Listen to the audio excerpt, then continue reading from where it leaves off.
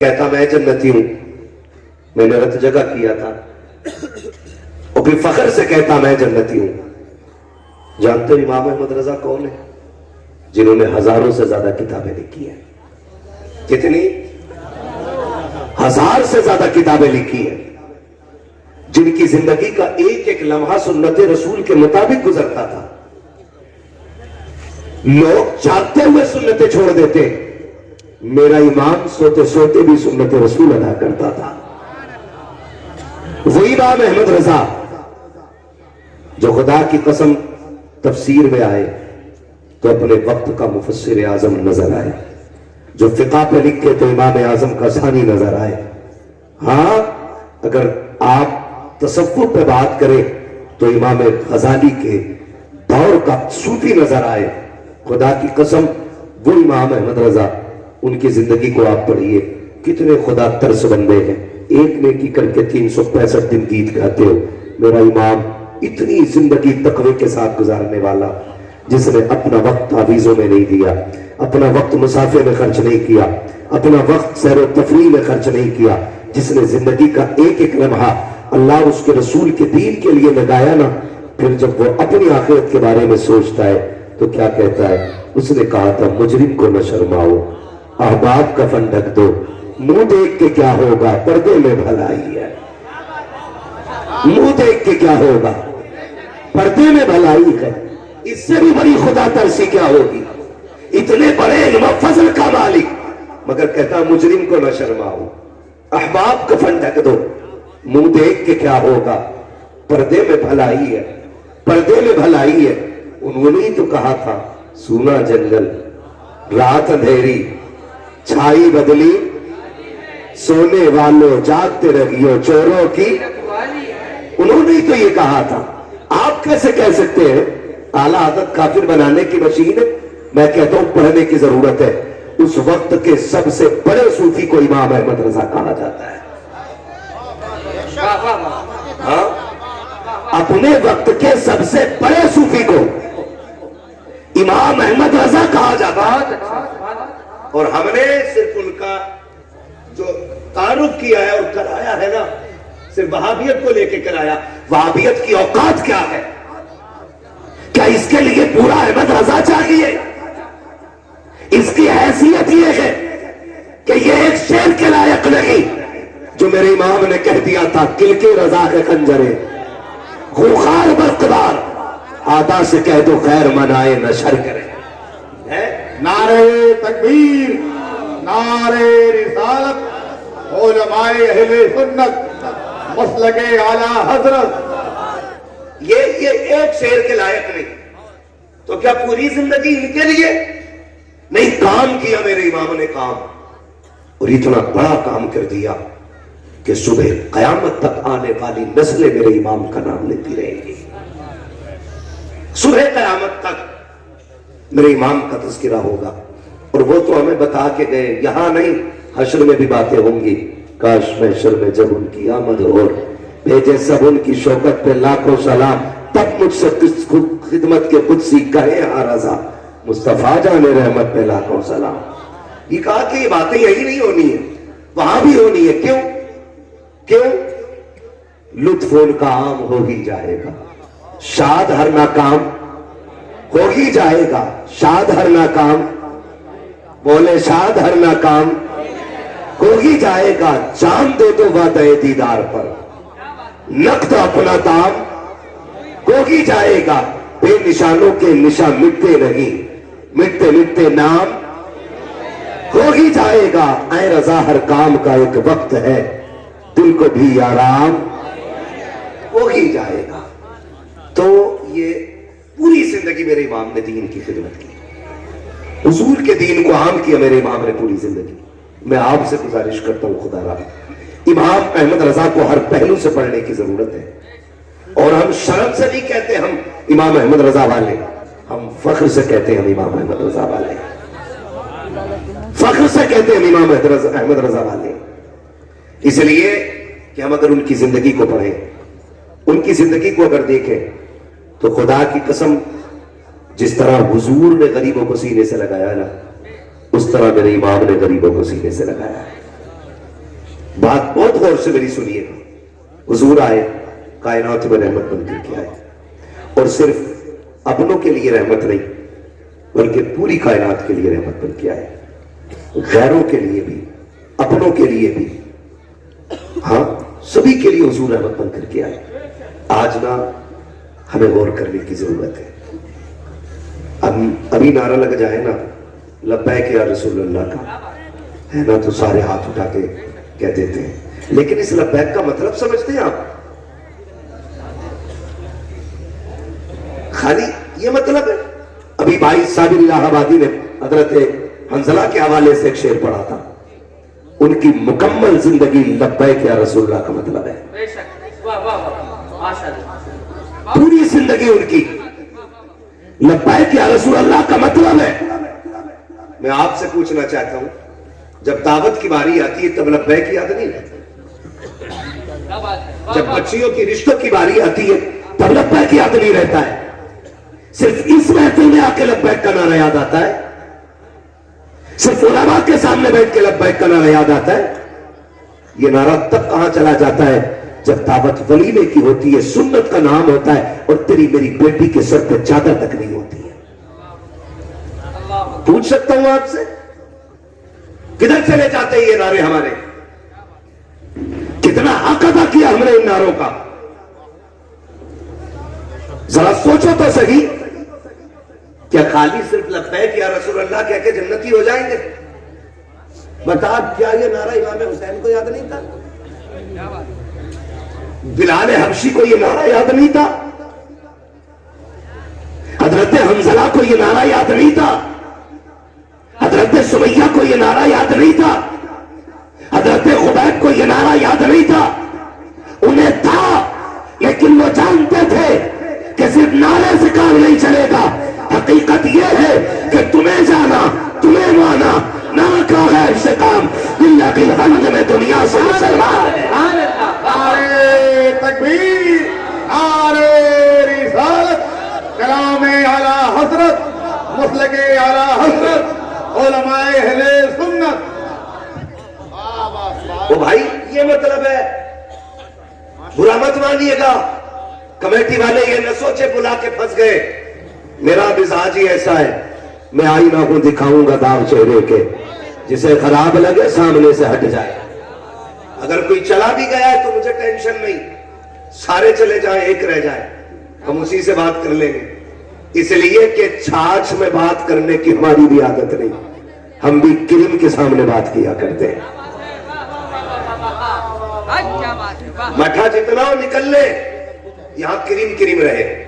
ہم تو یہ چاہتے ہیں اگر ایک تیار ہو, حضور کے دین کی تلوار ہونی چاہیے, حضور کے دین کی تلوار ہونی چاہیے. توجہ ہے نا سارے لوگوں کی؟ یہ کنڈیشن ہماری ہے. برا مت مانیے گا, مگر کوشش کیجئے میری بات سمجھنے کی. میں کچھ کہنا چاہ رہا ہوں, آپ سے عرض کرنا چاہ رہا ہوں. دعوتیں ہم لوگوں پہ بھی آتی ہیں, ایسا نہیں ہم زمین پہ نہیں رہتے, ہم بھی جاتے ہیں دعوتوں میں, لیکن 90% دعوتوں سے بغیر کھائے لوٹ کے آتے ہیں ہم لوگ. میں اپنی بات نہیں کر رہا ہوں, یہ سارے غیرت والے جتنے علماء میں سب کی بات کر رہا ہوں. ہاں, اس میں پرہیز کی بھی شامل ہوگی. توجہ ہے نا سارے لوگوں کی؟ پرہیز دونوں طرح کا ہوتا ہے, کچھ بیماریوں کا بھی پرہیز ہوتا ہے, کچھ حرام کی لقموں سے بھی پرہیز ہوتا ہے. میں نے لفظ پرہیز بولا ہے, ٹھیک ہے نا؟ تو یہ کنڈیشن ہماری ہے, ہم جاتے ہیں کبھی کبھی تو دیکھ کے سوچنا پڑتا ہے. ہم لوگ تو نکلتے ہیں نا, معاف کیجئے گا, ڈاکٹر سے آپ پوچھیں کولیسٹرول اتنا کیوں پیدا ہو رہا ہے, لوگوں کو ہارٹ اٹیک کیوں آ رہا ہے, وہ بتائیں گے اس کی وجہ زیادہ جاگنا اور غلط ٹائم پہ کھانے کا کھانا ہے. یہی ہے نا, یہی ہے. جبکہ اصول کیا ہے, طبی اصول اگر دیکھیں, صبح کو ڈٹ کے کھاؤ, دوپہر کا ہلکا کھانا, شام کا اور ہلکا کھانا. یہ صبح کو کھاتا ہی نہیں, دوپہر سے اسٹارٹ ہوتا ہے, شام کو پورا تسلا صاف کرتا ہے. اس لیے کہ اصول ہی ایسے ہو گئے, جتنے بھی ہوٹل ہیں وہ 9 بجے کے بعد کھل رہے ہیں. سارے ہوٹل 9 بجے کے بعد کھل رہے ہیں, اور یہ جتنے بھی وی آئی پی لوگ ہیں یہ اسی ٹائم ٹھوسنے جا رہے ہیں. یاروں کے ساتھ, دوستوں کے ساتھ.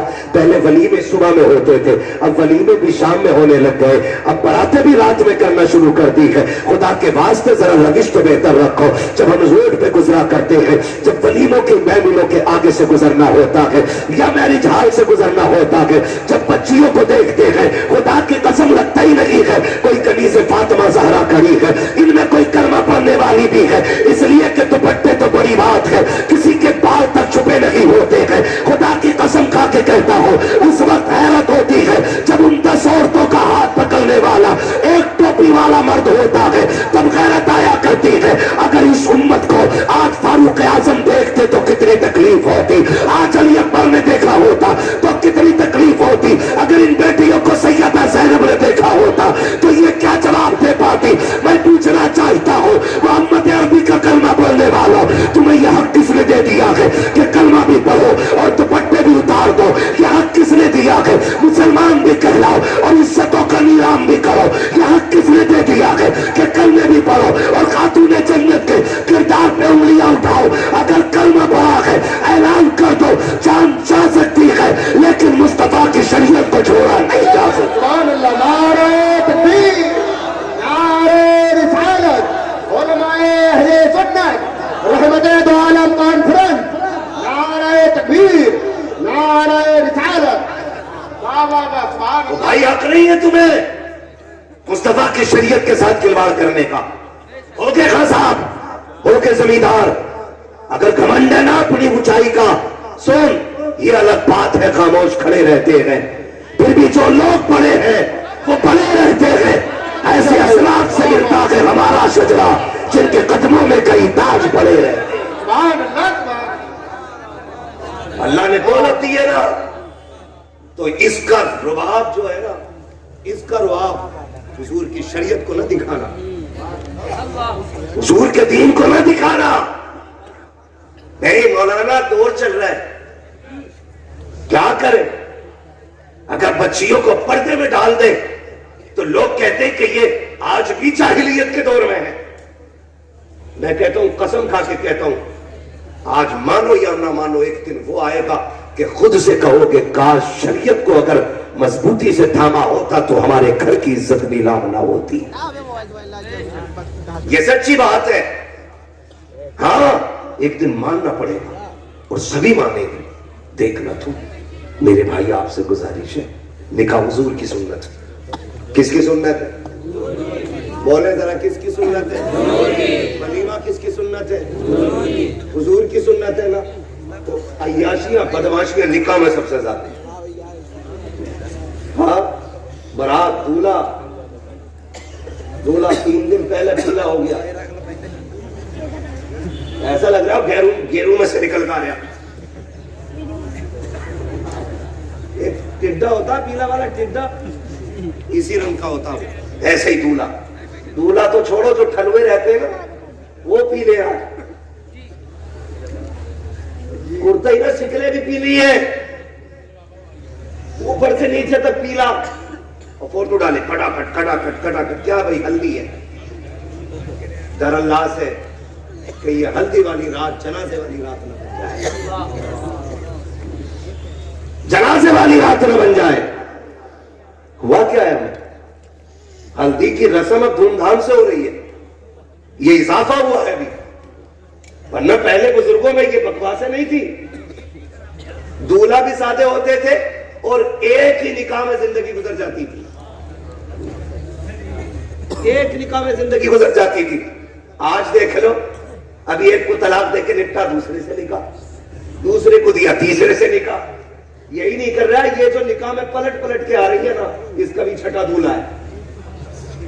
خیر کہیں نہیں ہے. خیر اگر ہے تو حضور کے دین میں ہے. حضور کے دین میں ہم نے اتنی واحد چیزیں. 3 دن پیلا بنا رہا, مسجد میں گیا ہی نہیں, کہیں ہلدی اور وہ نہ چھوٹ جائے. غلط نہیں کہہ رہا ہوں, میں قسم کھا کے کہتا ہوں, اگر بھینس پہ جتنی چاہو ہلدی رگڑ لو, گوری ہو جائے گی. ہو جائے گی, کالی بھینس کالی رہنی. اگر سکلیں خراب ہیں تو وجہ ہلدی نہیں, وجہ اللہ کے دین سے دوری ہے، ورنہ اگر دین والا اور ہو بلال تو ابو بکر بھی رشک سے دیکھا کرتے ہیں۔ ہو دین والا، رنگ کا کالا کیوں نہ ہو تو پھر حورے بھی مقدر پہ ناز کرتے ہیں۔ اور اگر دین سے دور ہے اور ہو قطعی بھورا تو بن کلنٹن دیکھو، بش دیکھو، ان کی شکلیں دیکھو، ان سے اچھے ہیں ہمارے جوتے دیکھو۔ رنگ سے رتبے نہیں بڑھتے، ان سے رشتے جوڑنے سے رتبے بلند ہوتے ہیں۔ ان سے رشتے جوڑنے سے رتبے، کہہ رہا مولانا تمہیں ضرور بلانا اپنے بیاہوں میں۔ میں نے بلا لے بیٹے، آدھے مہمان نہ بھگا دیے تو پھر نام لے۔ ایسے آپ کے کندھے پہ ہاتھ رکھ کے کہہ رہے ہیں یار کیوں بلایا مولانا کو، ڈی جے ہی رکھ لیتا۔ شرم نہیں آ رہی؟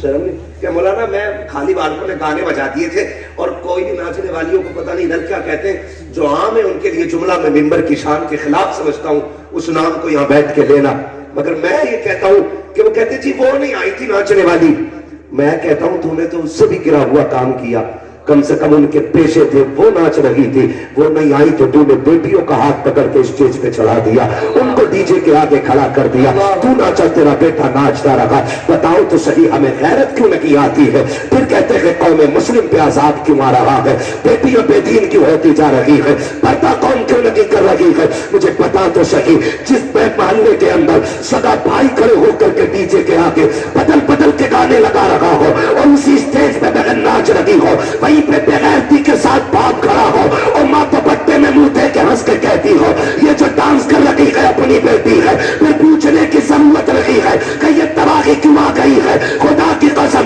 یہ تباہیاں نہ یوگی کی وجہ سے ہے نہ مودی کی وجہ سے ہے، اگر یہ بربادی آ گئے تو تیرے میرے اعمال کی وجہ سے ہے۔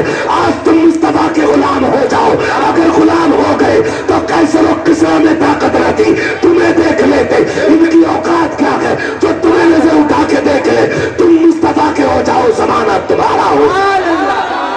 نعرہ تکبیر، نعرہ رسالت، علماء اہل سنت زندہ باد، مفتی حماد سعید اللہ، زندہ باد، نعرہ تکبیر، نعرہ رسالت۔ ماشاءاللہ۔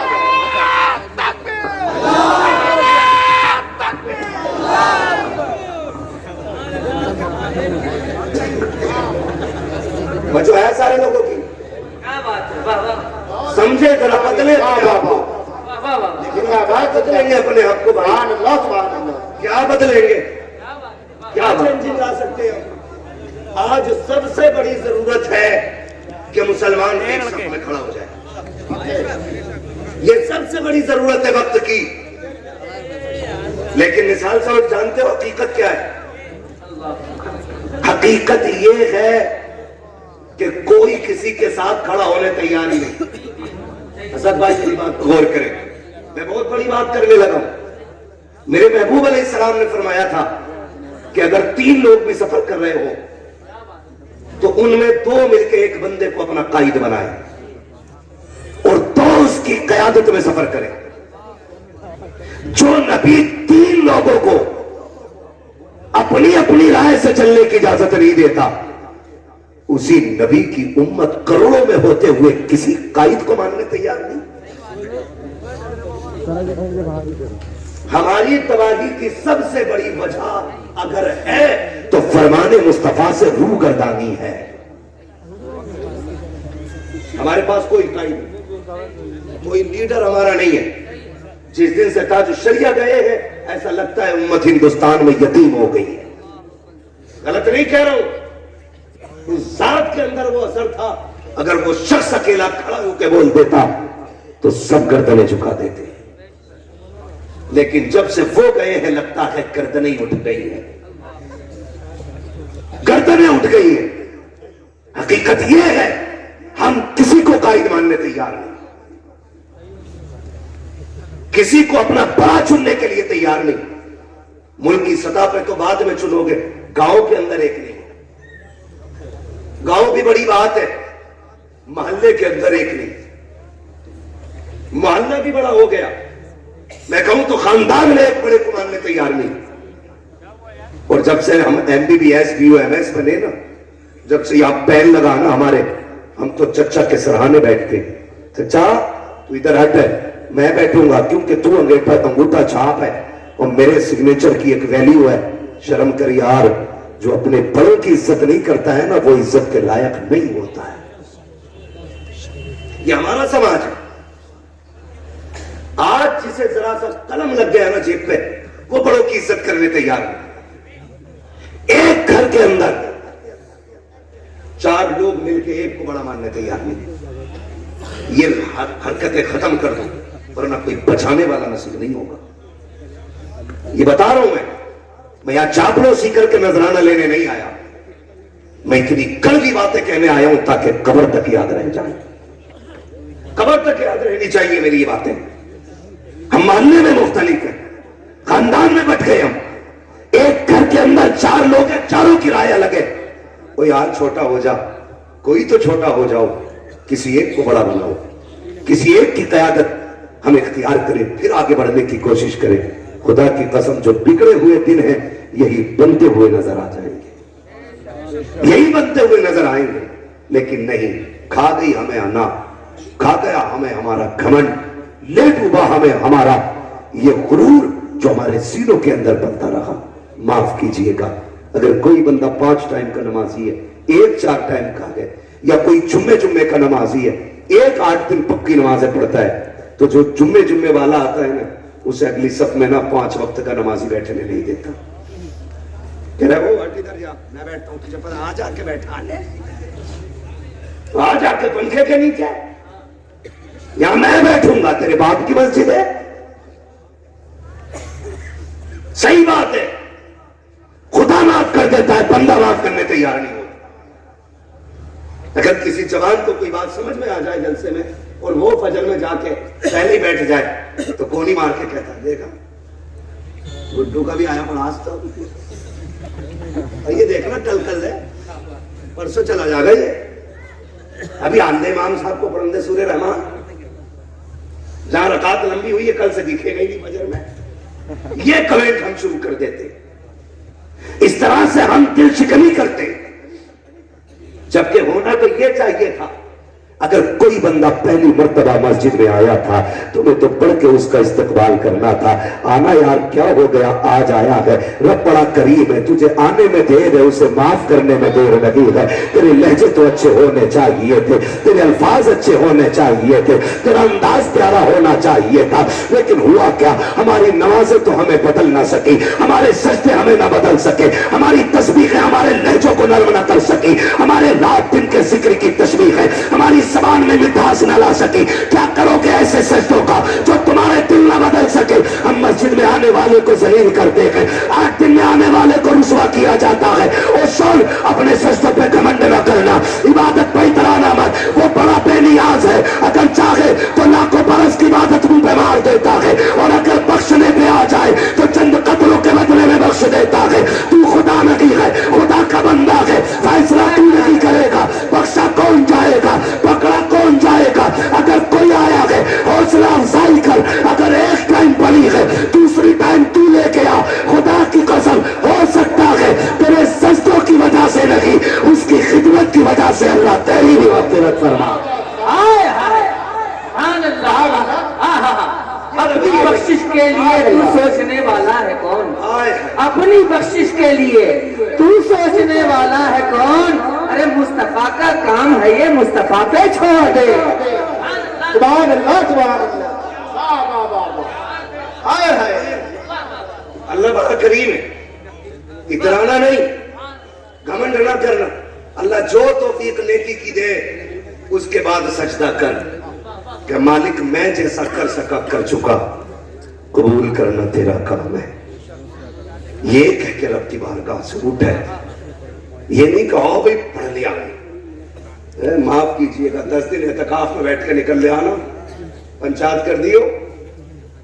پنچایت میں بیٹھا جو گاؤں والوں نے مجھے چنا, اگر کسی امیر نے نوچ لیا نا پنچ کے پیر میں کہہ رہا بیٹھے رہو بدان، کام تمہارا ہی ہونا. یہ عبادت ٹھیک نہیں، یہ سمجھ میں نہیں آتی.